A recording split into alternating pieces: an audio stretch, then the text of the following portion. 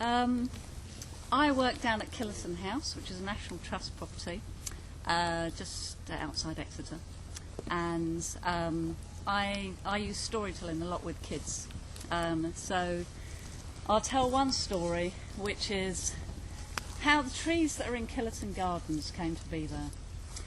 And when I work with kids, I often become a character when I tell stories. So to tell this story, I might become a character, and I become a character when I put this hat on.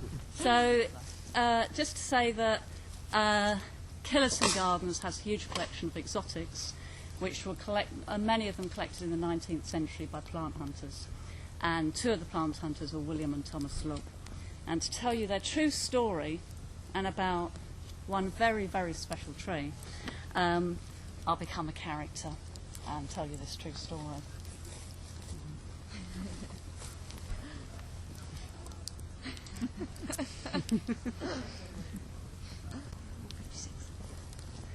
Well, I'm going to pretend, right, you be 12-year-old. You see, when I was 12, I worked over at Killerton Gardens. And one day, the gardener there brings these two brothers. Their name be William and Thomas Lubbe. And these two brothers went travelling all the way round the whole of the world. And I thought, imagine that. Imagine having a job where you travel all the way round the whole of the world. And I made a decision when I was 12. When I was 12, I decided that when I growed up, I was going to go travelling with them. And that's exactly what I did. Now, those two brothers, well, they're about as different as two brothers could get. You see, Thomas went east. Which way did William go? West. Now, does anyone know where you go? Well, you're going to know this, but when we went west, we crossed the waters and we went to the Americas. And this be absolute true story. When William Lubbe and I landed in the Americas in San Francisco, we went to a pub. And that night, in the pub, there was an old man. And this old man tells us that he chases bears.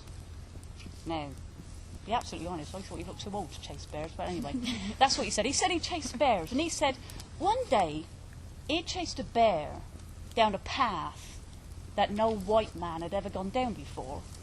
And he told us that he chased this bear for 4 days and 4 nights. And on the fifth day, he told us he found giants in the woods. Now, I don't know about you, but I don't believe in no giants. But he said, no, these be giant trees. And when he described how big they were, well, I'll be absolutely honest, I thought he had too much Guinness. But he tells us he found these giant trees, and William believed him. So next morning, what do you think William and I are doing? We're going out looking for these giant trees. So we start walking. And we walk, and we walk, and we walk. And we walk for 4 days, and most of the nights. And on the 5th day, I'm about to give up and think we're on a wild goose chase. And I says to him, sometimes, I try to describe to people what we saw on that 5th day. Only, I know they look at me in the same way as I looked at man in pub. She's exaggerating. There ain't nothing that big. But that day, William Lubbe and I found a circle of giants. They be the biggest living things I've ever seen in my life.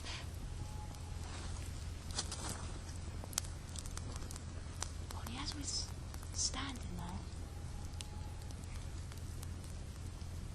it felt like we was being watched. And William said, take out your gun. So I took my gun out.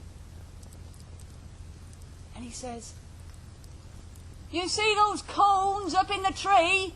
I want you to shoot them down. So I started to shoot the cones down. Why did William want the cones off that tree? Take them home. Take the seeds out. So we picked up the cones.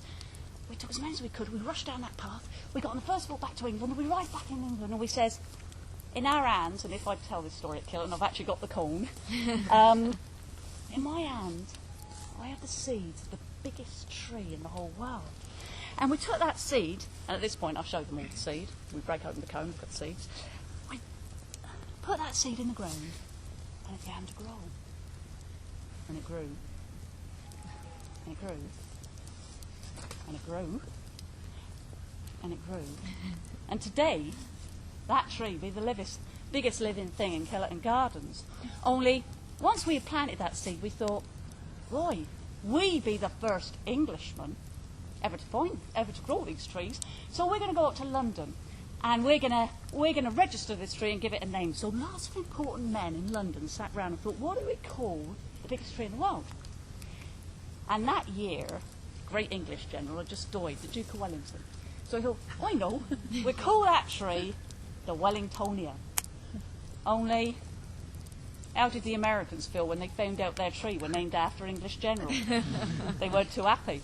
So lots of American important men sat round and thought, what do we call this tree? And they all sat there and thought, what do we call the tree? What do we call the tree? And they thought, we'll call the tree, we'll do better than an English general, we'll call the tree after an American president. George, but it ain't Bush. George Washington. So you had, this tree is the Wellingtonia. This tree is the Washingtonia. And then someone else thought, you know, they're right. We should call our tree after an important person. But this person, they went back and they stood in this circle of trees. And they also felt like they was being watched. Only this person was a patient person. And this person stood absolutely still until